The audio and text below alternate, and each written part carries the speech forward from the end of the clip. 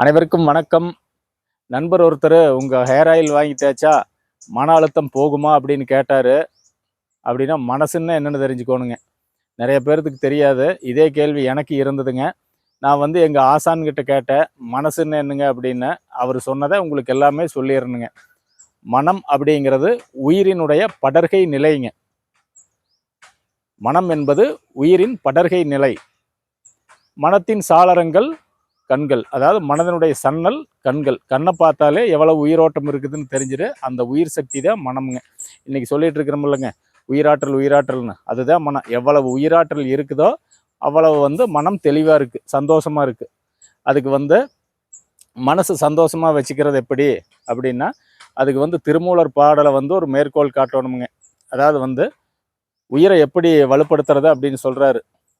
உடம்பார் அழியில் உயிரார் அழிவர், திடம்பட மெஞ்ஞானம் சேரவும் மாட்டார், உடம்பை வளர்க்கும் உபாயம் அறிந்தே உடம்பை வளர்த்தேன் உயிர் வளர்த்தேனே அப்படின்னு. அவர் சொல்றது வந்து மெஞ்ஞானம் அடைகிறவங்களுக்கு மருந்து, சராசரி மக்களுக்கு உணவு. உணவை பற்றி படிக்கணும்னா நீங்கள் வந்து திருக்குறள்ல மருந்துங்கிற அதிகாரத்தில் திருவள்ளுவர் சொல்லியிருக்கிறாருங்க. நம்ம சராசரி மக்களுக்காக எதை சாப்பிடணும், எப்போ சாப்பிடணும், எப்படி சாப்பிடணும்னு எல்லாம் சொல்லியிருக்கிறாரு. மருந்து அதிகாரத்தை எடுத்து படிச்சிங்கன்னா விளக்கமாக பார்த்துக்கலாம். அப்புறம் இன்னொன்று வந்து உடம்பை வலுப்படுத்தக்கூடிய மருந்து, அதாவது மெய்ஞான மருந்துங்க. அதாவது வள்ளலாரினுடைய ஞான மருந்து அப்படின்னு கூகுளில் அடிச்சிங்கன்னா வருமுங்க. அந்த மருந்து வந்து அவரை என்னென்னவெல்லாம் ஆக்குச்சு அப்படின்னு வள்ளலார் எழுதியிருப்பாருங்க.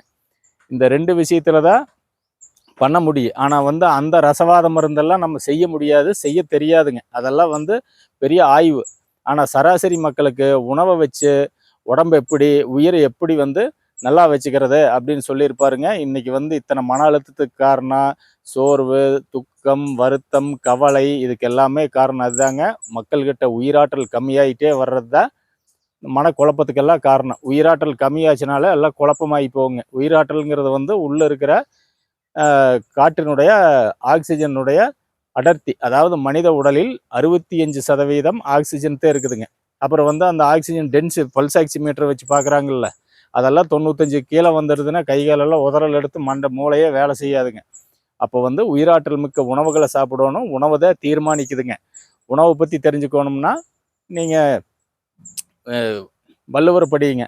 உணவை பற்றி மேலும் தெரிஞ்சுக்கணும்னா முக்கியமாக வந்து காய்கறி, கீரை, பழங்களில் தான் உயிராற்றல் இருக்குது. இந்த உயிராற்றல்ங்கிறத வந்து மினரல்ஸ், விட்டமின்ஸ் தேனுங்க. அதில் தான் வந்து உயிராற்றல் இருக்குது. அது நாட்டு காய்கறியில் தான் இருக்குது. அப்போ வந்து நம்ம உணவு காடுகளை உருவாக்குவோம், நாட்டு காய்கறி விளைவிப்போம்.